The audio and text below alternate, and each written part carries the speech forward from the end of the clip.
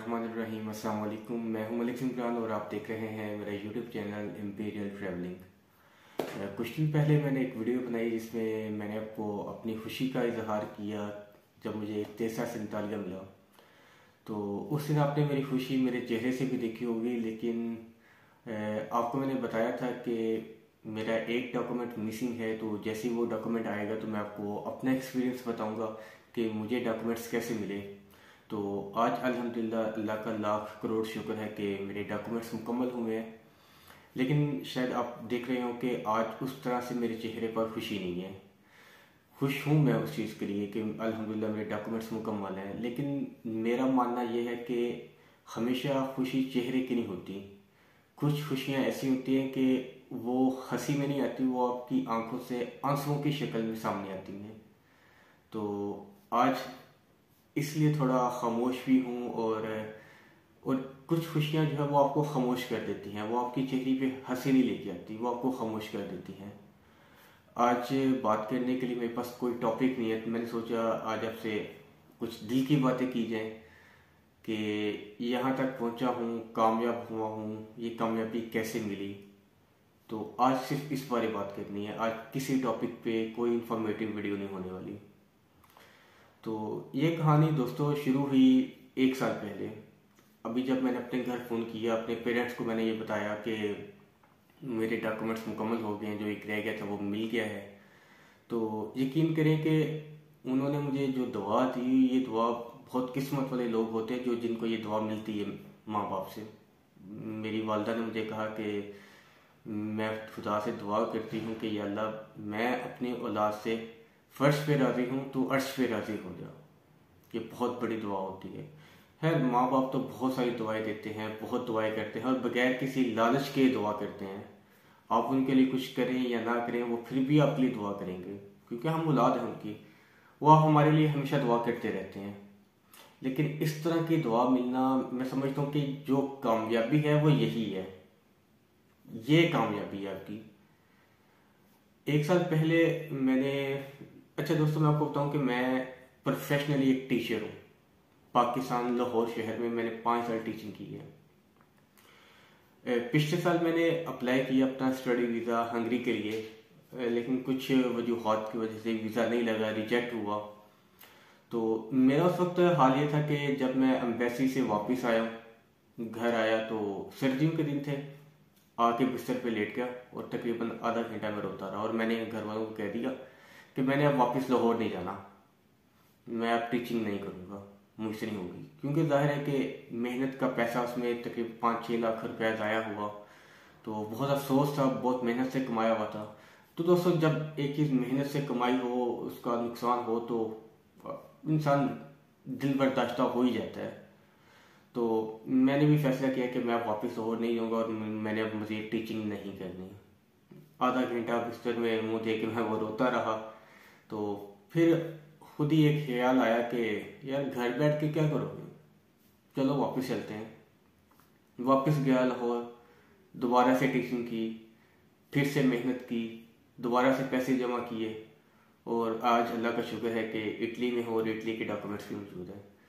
तो आज मुझे वो चीज़ याद आती है कि अगर मैं वहाँ बैठा रहता, अगर मैं हिम्मत हार जाता कि नहीं मैंने अब वापस नहीं जाना, तो क्या आज मैं यहाँ होता?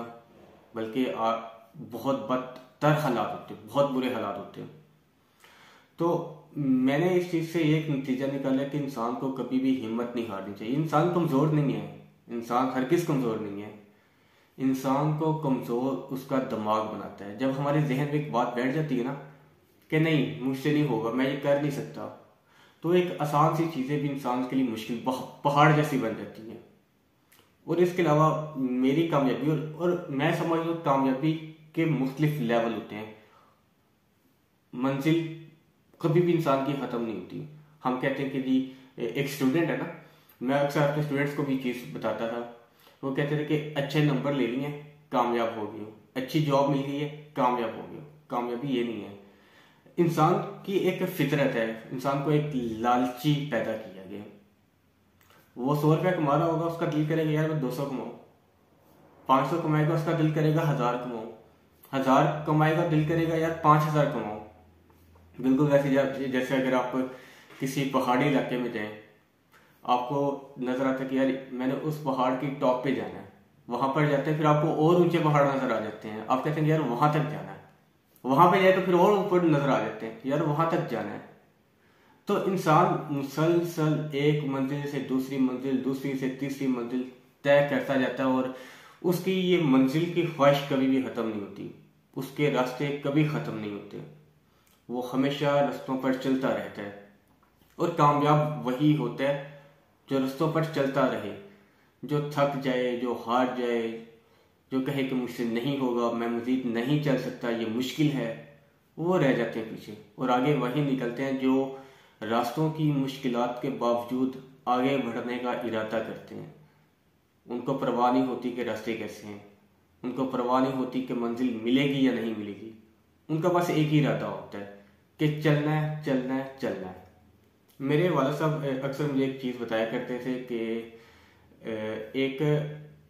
जब एक शिकारी जो है वो शिकार करने के लिए जाते हैं तो वो अक्सर अपने साथ कुत्तों को भी लेके जाते हैं। अब खरगोश का शिकार करने के लिए कुत्ते का इस्तेमाल किया जाता है और कुत्ता एक ऐसा जानवर है कि अगर वो किसी बर्तन को मुंह लगा ले तो हम वो बर्तन भी इस्तेमाल नहीं करते हैं। तो कुत्ते का शिकार किया हुआ जो खरगोश है उसको हम खा लेते हैं, कोई मसला नहीं, हलाल है हमारे लिए। अब वो हलाल क्यों है? मेरे वाला साहब ने मुझसे ये पूछी कि ये क्यों हलाल है। मेरे पास उसका कोई जवाब नहीं था। मैंने कहा जाहिर है कि कुत्ते ने मुंह लगाया तो बर्तन अगर हराम हो गया तो खरगोश भी हराम हुआ। उन्होंने बोला नहीं, खरगोश फिर भी हलाल है। उन्होंने बताया कि खरगोश को पकड़ने के लिए भागा, उसने मेहनत की। अल्लाह को उस कुत्ते की मेहनत भी पसंद है, अल्लाह उस कुत्ते की मेहनत को भी ज़ाया नहीं करता और उस खरगोश को फिर भी हम पे हलाल कर देता है। तो हम तो अशरफुल मखलूक़ात हैं। मेरा बिलीफ है कि आप मेहनत करो, कामयाबी आपको अल्लाह देगा। अच्छा, बहुत दफ़ा ऐसा होता है कि हम कहते हैं कि मैंने बहुत मेहनत की, मैंने ये किया, मैंने वो किया, लेकिन मुझे इसका सिला नहीं मिला। मैं अपने स्टूडेंट्स को भी ये चीज़ बताता था कि लाजमी नहीं है कि आप जिस नताइज की उम्मीद रखते हैं कि मैंने इस काम में मेहनत किया तो इसका मुझे ये सिला मिलना चाहिए, लाजमी नहीं है कि आपको सिला मिले। हो सकता है कि खुदा ने आपके लिए कुछ और सोचा हो सकता है कि आपकी मेहनत का सिला आपको किसी और शक्ल में खुदा ने देना हो। तो मायूस ना हो, उम्मीद रखें कि अल्लाह आपकी मेहनत को कभी ज़ाया नहीं करेगा, वो आपको कामयाबी देगा, उसका अजर देगा, लेकिन हो सकता है वो किसी और शक्ल में दे। मैंने ऐसे बहुत से अपने दोस्त देखे हैं, मेरे कोलीग्स हैं, टीचर्स, मेरे क्लास फेलोज हैं जिनमें मैंने ये चीज़ देखी है, जो क्लास में बहुत अच्छे स्टूडेंट्स थे लेकिन नौकरियों के पीछे भाग रहे हैं, नौकरियां नहीं मिल रही। और कुछ ऐसे दोस्त मैंने देखे हैं जो एक एवरेज स्टूडेंट्स थे लेकिन मेहनती थे, आज वो अच्छी नौकरी कर रहे हैं। तो मेरा ये मानना है कि एक लायक इंसान तो जिंदगी में पीछे रह सकता है, लेकिन मेहनत करने वाला इंसान जिंदगी में कभी पीछे नहीं रह सकता। अब कामयाब होने के लिए दो चीजें हैं। पहली चीज आपकी मेहनत, आपकी लगन, आपका शौक, आपकी कमिटमेंट, आपके इरादे। इसके अलावा आपके माँ बाप की दुआएं। यार माँ बाप की दुआ आपको कहाँ से कहाँ ले जाती है आपको इस चीज़ का आइडिया नहीं है। मैंने अभी तक अपने घर वालों को कुछ नहीं दिया, मैं उनको देने जोगा ही नहीं हूँ। कह रहे मैं कुछ नहीं दे सकता उनको, मेरे पल्ले क्या है, कुछ भी नहीं है, मैं उनको कुछ नहीं दे सकता। लेकिन जो दिया है वो इतना दिया है कि शायद ही कोई दे। है लोग, बहुत अच्छी दुनिया भी यहाँ मौजूद है, अच्छे लोगों की वजह से ही ये दुनिया चल रही है। माँ बाप को आपके पैसे नहीं चाहिए होते, उनको आपसे कोई लालच नहीं होता। वो बस ये चाहते हैं कि जब वो बूढ़े हो जाएं उनकी बात सुनो, उनको इज्जत से बुलाओ। जैसे बचपन में वो आपसे लाड किया करते थे, उनसे लाड करो। यार यकीन करें, आप अपने माँ बाप को एक दफा हंस के बुला देना, उनका बढ़ापा आसान हो जाता है। तो अपने माँ बाप का ख्याल रखें, उनकी दुआएं लें। ये भूल जाए कि आप नालायक हैं, ये भूल जाए कि आपके पास पैसे नहीं है, ये भूल जाए कि आप कुछ करने का काबिल नहीं है। सिर्फ माँ बाप की दुआएं लें और फिर देखें कि अल्लाह को कहाँ कहाँ से नवाजेगा। किस किस शक्ल में नवाजेगा। और उसके बाद एक और चीज़, आपके जो मेरे भाई जो नाज़रीन पढ़े लिखे हैं दोस्तों, हमेशा अपने उस्ताद की इज्जत करना, उस्ताद की हमेशा इज्जत करना। अक्सर आपने भी ये बात सुनी होगी कि एक उस्ताद जो है वो बादशाह तो नहीं होता, लेकिन वो बादशाह बना देता है। अब मैं जब टीचर था, लाहौर में पढ़ाता रहा, तो मैंने अक्सर अपने स्टूडेंट्स के सामने मैंने अपने टीचर्स को कॉल करके मैं अक्सर उन्हें कहा करता था कि सर आपका शुक्रिया, आपने मेरी मेरी पिटाई की, आपने मुझे डांटा, आपने मुझ पर सख्ती की, सर आपका शुक्रिया। क्योंकि शायद अगर वो सख्ती ना करते, वो ना समझाते, तो शायद मैं ना पढ़ता, शायद मैं ना टीचर बनता, और शायद मैं यहाँ तक ना पहुँचता। और मेरी मंजिल जब मैं पाकिस्तान में था, ख्वाहिश थी कि एक अच्छा ऑफिसर बनूं। ख्वाहिश चेंज होती है, वक्त के साथ साथ इंसान की ख्वाहिशें भी बदलती हैं। फिर ख्वाहिश हुई कि बाहर जाना है, मेहनत की, रुसवा हुआ, मेहनत ज़ाया हुई, लेकिन फिर से शुरुआत की, लगा रहा, मेहनत की, हार नहीं मानी, वो यहाँ पर आया, डॉक्यूमेंट्स मिले हैं। अब मुझे लगता है कि मंजिल मिल गई है, लेकिन क्या है कि एक खसलत है इंसान की, लालच है। अब अगली मंजिल पैसा कमाना है। पैसा कमाना मुश्किल नहीं है। आप पाकिस्तान में रह के भी अल्हम्दुलिल्लाह मैं यहाँ तक अपने पैसों से आया हूँ, अपनी मेहनत से आया हूँ। पैसा कमाना तो मैं पाकिस्तान में भी कमा रहा था, लेकिन मंजिल थी कि मैंने बाहर जाना है, बाहर आया, पैसा कमाना है, अब पैसा कमाऊंगा।